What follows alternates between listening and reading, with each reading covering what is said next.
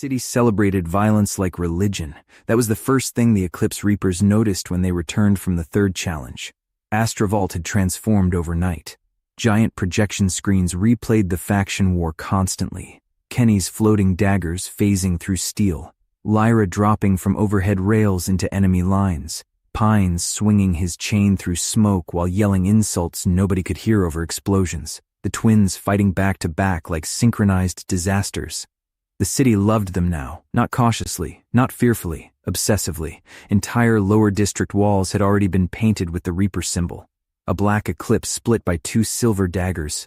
Pines noticed the graffiti first from the transport rail window. "Brother." Lyra looked over. "Oh no, there are children drawing us." Jax looked proud immediately. "We became mythology." Rex pointed toward another wall lower down. That one made Kenny taller. Kenny sat quietly near the back of the transport while the city lights slid across his armor. The challenge injuries across his arms had already begun healing thanks to sponsor medical upgrades, though faint blood still marked the collar of his combat gear. Above the streets, the public boards continued flashing the updated standings. Contestants remaining, 154 out of 400. Current kill leader, Kenny Rain. 90 kills level 10. Public favor, dominant. Pines pointed upward. "You know what annoys me?" Lyra sighed. "There is genuinely no predicting what sentence comes next. I still only have 6 kills. Jax looked offended for him. "That is disrespectful, honestly." Rex nodded. "You deserve at least 7. Pines pointed dramatically. "Thank you." The transport rail curved upward toward Lux Meridian Tower. As it approached the upper district, the city below almost resembled another world, entirely compared to the early months of Eclipse. Faction territories glowed through the night. The Iron Dogs controlled armored sectors near the western transit lanes. The Crownless maintained surveillance towers through the central market districts. The Hollow Saints occupied several ruined industrial churches converted into execution arenas.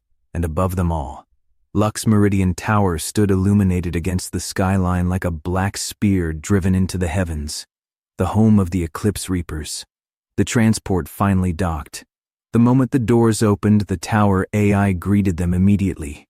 "Welcome home, Eclipse Reapers." Pines pointed upward while walking. "See, even the evil building likes us now." The elevator ride upward felt quieter than usual, not tense, exhausted. 22 months inside Eclipse had carved changes into all of them. Lyra moved more carefully now. Pines slept lighter. The twins reacted to sudden noises instantly. And Kenny barely looked like the man who entered the games anymore. Not physically. Physically, he was stronger now. Sharper, faster. But it was the calmness that changed. The terrifying kind. Like Astrovault had stopped feeling dangerous to him months ago. The penthouse doors opened, and immediately the AI updated their new challenge rewards across the central screen. Challenge rewards. Granted, Advanced Medical Regeneration Suite. Expanded Security Authorization. District. Influence Rights Priority. Supply access, additional penthouse floor expansion. Pines stared upward. "We got richer again." Lyra folded her arms. "The regeneration suite alone is worth millions." Jax blinked. "We have a medical room now?" Rex looked genuinely emotional. "We are becoming professional." New sections of the tower began unlocking automatically. Entire hidden wall panels shifted open, revealing newly granted sections of the penthouse. An expanded armory. A tactical planning room, an upgraded medical suite with full body regeneration tanks, and finally, a private rooftop garden above the tower itself protected beneath a transparent shield dome. Everyone stopped walking, even Kenny.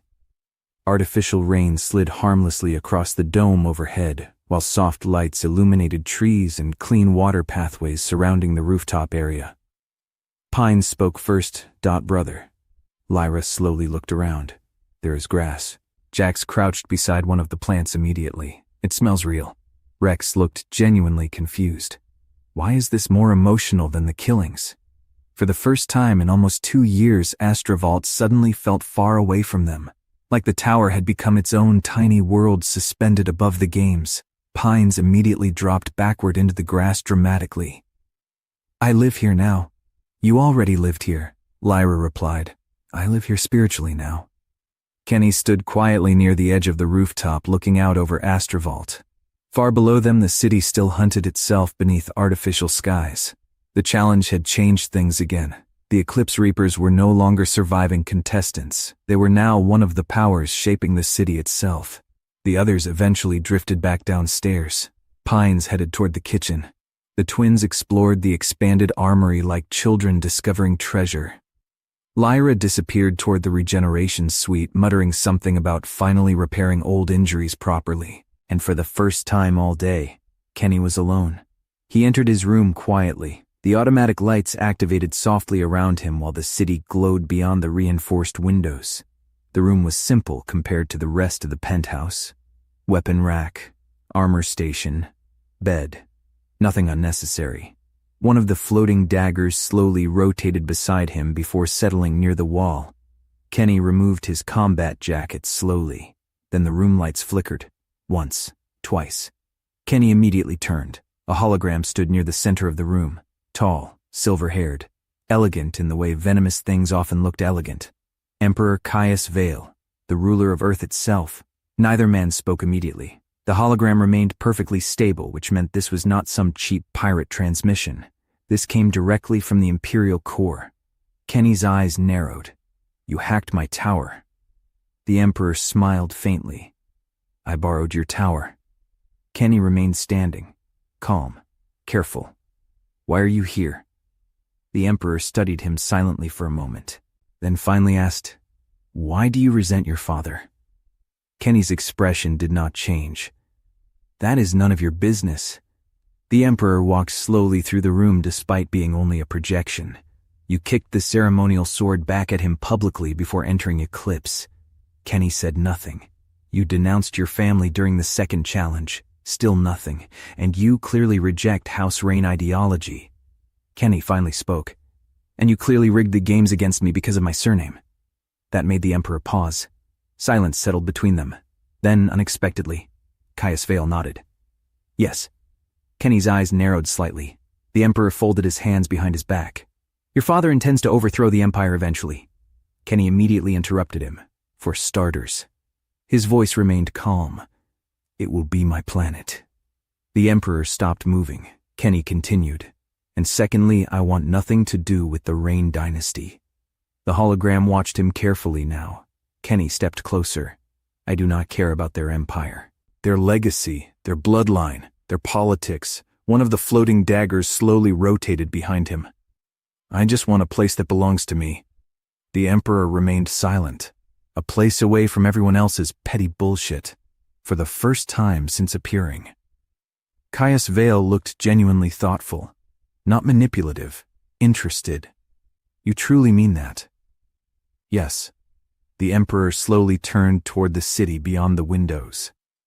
"You understand your father plans to use the next Eclipse prize world as a military expansion point." Kenny crossed his arms, then maybe stopped giving planets away through murder tournaments. That almost made the Emperor smile. Almost. Instead, he looked back toward Kenny. "What if I offered a truce?" Silence. The room suddenly felt much smaller. Kenny stared at the hologram carefully. "What kind of truce?" The Emperor answered honestly. "The Empire stops interfering with your progress through Eclipse." Kenny listened silently. No manipulated challenge pairings, no hidden assassination contracts, no engineered bounty escalations. The floating dagger behind Kenny slowly stopped moving. "And in return?" Kenny asked. The Emperor met his gaze directly. "When the games end." A pause.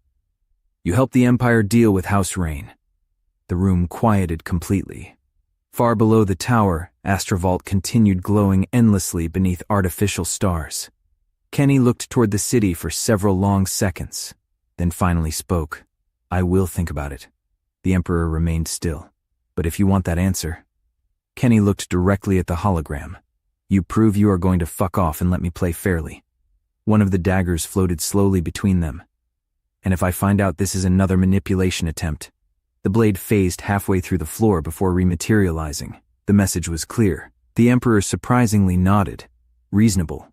Kenny blinked once. That answer genuinely seemed to amuse Caius Vale. The Emperor stepped backward slightly as the hologram began destabilizing. "Interesting." Kenny said nothing. The hologram flickered harder now. Then the Emperor spoke one final time before disappearing. "You are very different from your father. The transmission vanished. The room fell silent again. Kenny stood motionless for several long moments afterward, then slowly looked out across Astrovault. For the first time since entering Eclipse, the Empire itself had stepped onto the board with him.